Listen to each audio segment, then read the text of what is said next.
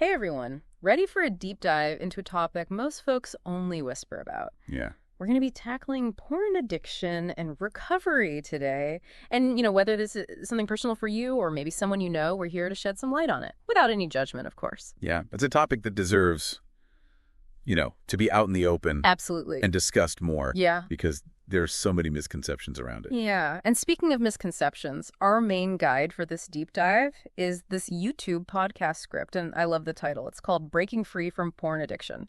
And in this episode, we're going to unpack the science behind what they call the dopamine trap. We're going to explore the very real impact that this has that goes way beyond the screen.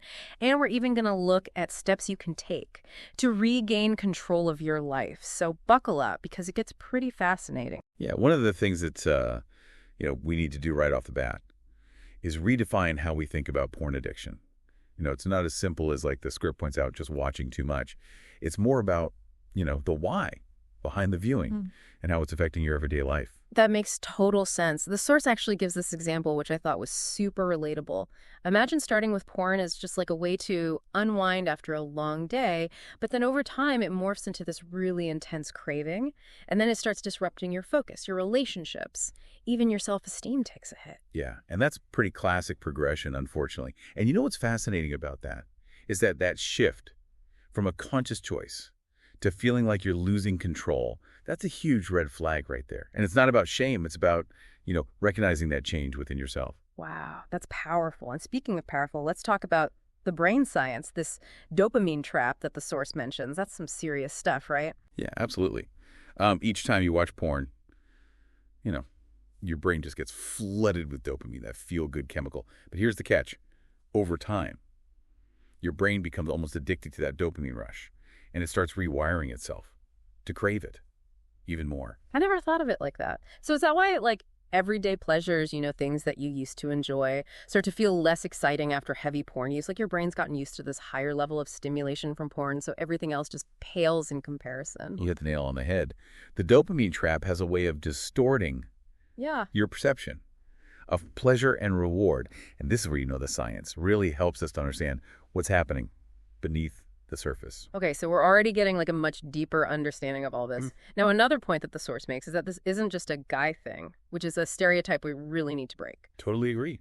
Addiction in any form is about how our habits and brain wiring work. And it can affect anyone, regardless of gender. Yeah, and that means we also need to acknowledge that societal stigma often prevents women from speaking openly about their experiences.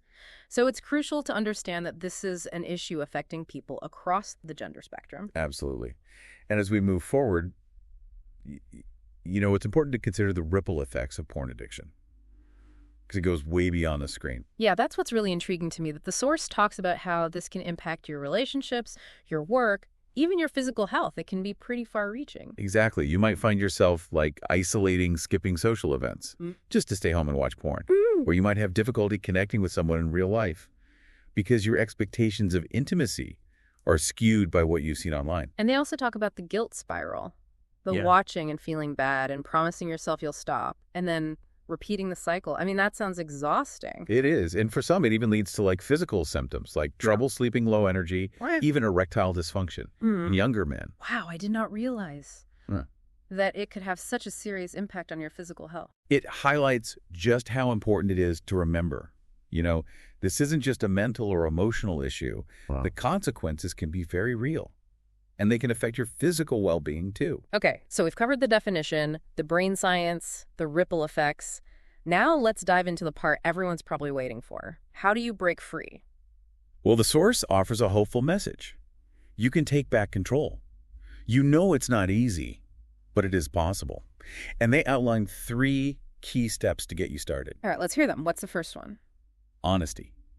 Often the hardest step is simply admitting there's a problem, even if it's just to yourself.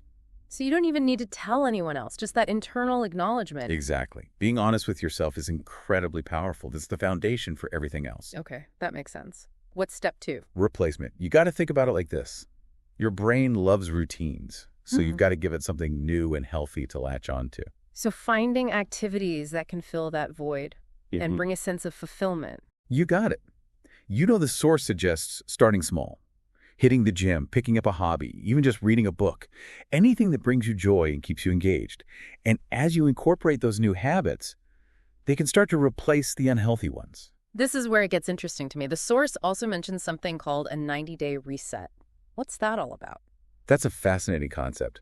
The idea is that, if you abstain from porn for 3 months, your brain can actually begin to rebalance itself and break free from that addiction cycle. It's a challenge for sure, but many people find it transformative. 90 days. That sounds intense, but also potentially incredible. So we have honesty replacement, and what's the third key step to breaking free? Support. You don't have to go through this alone. Mm. The source really emphasizes the importance of reaching out for help. So talking to a trusted friend, joining online communities, or even seeking professional therapy. Exactly. And remember, there's no shame in seeking professional guidance. Therapists are trained to help you navigate these challenges and develop healthy coping mechanisms. It's a sign of strength, not weakness, to ask for help when you need it. Absolutely. So before we wrap up this part of our deep dive, let's touch on the role of technology. It's kind of a double-edged sword here, wouldn't you say? I would agree with that. Technology is both a hindrance and a help when it comes to porn addiction. Yeah. The source mentions apps like Cold Turkey and Freedom, which can block access to pornographic content. They sound like helpful tools for managing temptation and limiting exposure. They certainly can be. But what's important to remember is that, the source emphasizes that true recovery runs deeper than just blocking websites. You mean it's not just about stopping the behavior, but about addressing the root causes that led to the addiction in the first place? Precisely. It's about creating a life you don't need to escape from, a life full of genuine connection, purpose, and fulfillment. And that's where we'll pick up in part 2 of our deep dive. Stay tuned because we'll be exploring how to create that fulfilling life you deserve. Welcome back to our deep dive into porn addiction and recovery. Last time we talked about the science behind the addiction and the wide-ranging effects that it can have. So now let's kind of shift gears and explore the empowering journey of breaking free and building a life you don't need to escape from. Yeah, that's a great way to put it. One thing that really struck me from the source material is this idea of rewriting the script when it comes to recovery. I love that metaphor. It really emphasizes that your past struggles don't define you. You have the power to create a new narrative for yourself, one that's filled with healthier habits, stronger relationships, and a deeper sense of self-worth. But where do you even begin? Well, starts with understanding yourself better. We need to identify and address those underlying issues. That might be driving the addictive behavior in the first place. So it's not just about willpower. It's about getting to the root cause of the problem. Exactly. Often porn addiction is a way of coping with, underlying emotional pain, stress, even past trauma. It becomes this temporary escape from those difficult feelings. That makes a lot of sense. But how do you even start uncovering those hidden issues? Well, therapy can be incredibly helpful here. A skilled therapist can guide you through exploring your past experiences, identifying patterns of behavior, and developing healthier coping mechanisms. So it's like having a roadmap to navigate the complexities of your own mind. Right. But what if therapy isn't an option right now? There are other things you can do too, like journaling, practicing mindfulness, even just talking to trusted friends or family members can be helpful for gaining self-awareness. It's all about, connecting with yourself on a deeper level. And understanding what's truly going on beneath the surface. So it's like a multifaceted approach. Therapy, self-reflection, connecting with people you trust. It's all part of the process. Absolutely. And as you start to address those underlying issues, you begin to create a life that's more fulfilling and meaningful.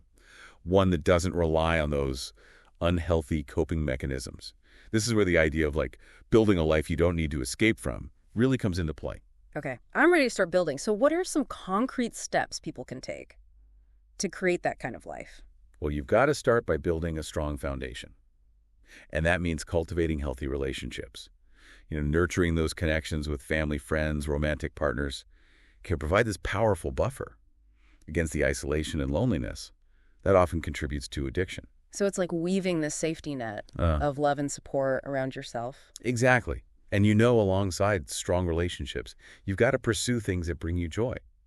Hobbies, interest activities that give you a sense of purpose, whether it's playing a sport, creating art, volunteering, anything that makes you feel alive. Engaging in things you genuinely enjoy.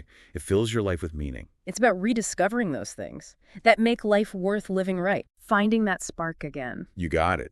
And as you start building those positive experiences into your life, the pull of addiction starts to weaken. You're replacing the negative with the positive, filling your life with things that truly matter. This is all starting to make so much sense. But building a new life can be exhausting. So what about taking care of yourself during this process? Well, self-care is absolutely essential during recovery. It's about prioritizing your physical, emotional, and mental well-being. So things like getting enough sleep, eating healthy foods, exercising regularly, and finding ways to relax and de-stress. Precisely. Think of it this way. When you take care of yourself, you're much better equipped to handle life's challenges and resist those temptations, to turn to unhealthy coping mechanisms. It's like building up your resilience from the inside out. But what about those times when you slip up? Everyone makes mistakes, right? Absolutely. It's important to remember that setbacks are a normal part of the recovery journey. Recovery isn't about being perfect. It's about learning from your experiences, even the tough ones, and getting back on track. So if you do have a relapse, you shouldn't beat yourself up about it. Exactly. Be kind to yourself and view it as an opportunity for growth. You know what triggered the relapse. What strategies can you put in place to prevent it next time? It's about learning and adapting as you go. It's like making a course correction on the road to recovery. You're always moving forward, even if there are a few bumps along the way. Exactly. And never forget, you are not alone in this. There are countless resources and support systems out there to help you navigate the challenges and celebrate the victories along the way. Remember, recovery is possible, and every step you take, no matter how small, is a victory worth celebrating. Okay, so much good stuff here. One thing that keeps coming back to me from our source material is how they emphasize that. Porn addiction doesn't have to define you. You have the power to rewrite your story. That's such a powerful message, isn't it? Yeah. Recovery is about reclaiming your power and choosing a different path, one that's filled with joy, connection, and purpose. It's about creating a life that truly reflects who you are and what you want to achieve. It sounds like a lot of hard work, but also incredibly rewarding. It is. And as you continue on this journey of recovery, remember to celebrate your progress, no matter how small it may seem. Each step forward is a victory worth acknowledging. And as you cultivate those healthy habits and build that fulfilling life, the pull of addiction will continue to weaken. You become more and more the author of your own story. This has been incredibly insightful. Thank you for breaking all of this down. Of course. And for everyone listening, remember that recovery is possible. You have the strength within you to make positive changes and create a brighter future. And that brings us to the end of part 2 of our deep dive. Join us for the final part, where we'll shift our focus to the societal factors at play and how we can create a culture that's more supportive of recovery. See you soon. Welcome back to the deep dive. So far, we've really been focused on the personal impact of porn addiction. But in this final part, we're going to kind of zoom out and look at how this issue kind of intersects with society as a whole. Because let's face it, this doesn't exist in a vacuum. Right. Yeah, the societal context plays a huge role, both in contributing to porn addiction and also in shaping, how we approach recovery. Okay, so let's get into it. What are some of the cultural factors that are kind of feeding into this issue? Well, one of the biggest ones is just the sheer accessibility of pornographic content these days, especially online. I mean, it's literally everywhere, just a click away. And that constant availability makes it incredibly tough, for people who are struggling with addiction to avoid. Like having this constant temptation right there in your pocket. Exactly. And then on top of that, we have this kind of pervasive sexualization in our culture. Think about advertising movies, music videos.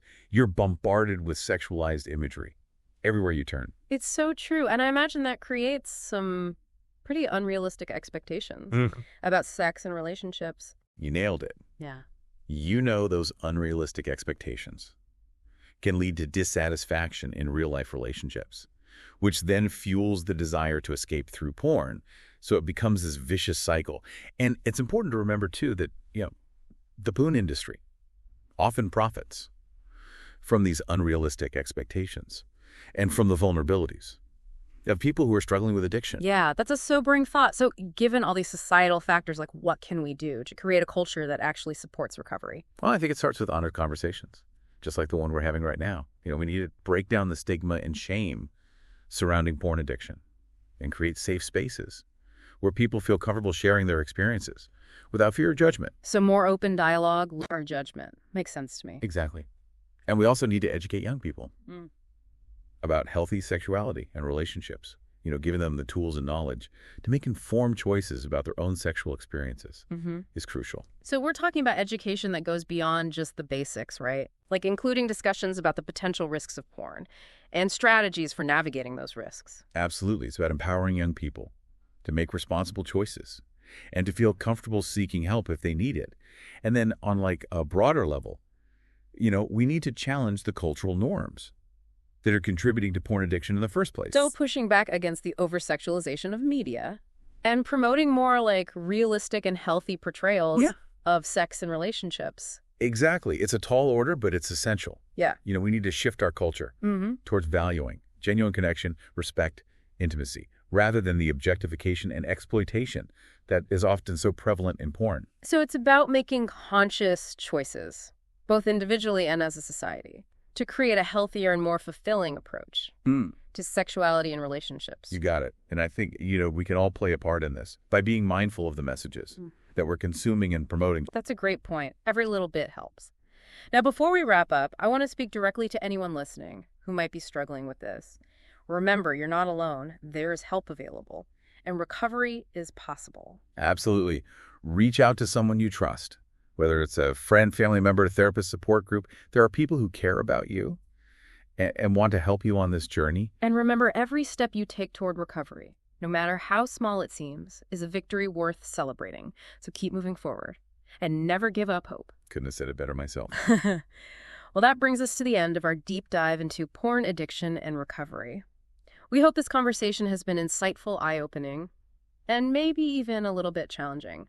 But most importantly, we hope it's given you a deeper understanding of this really complex issue. It's definitely a topic that deserves our attention and compassion.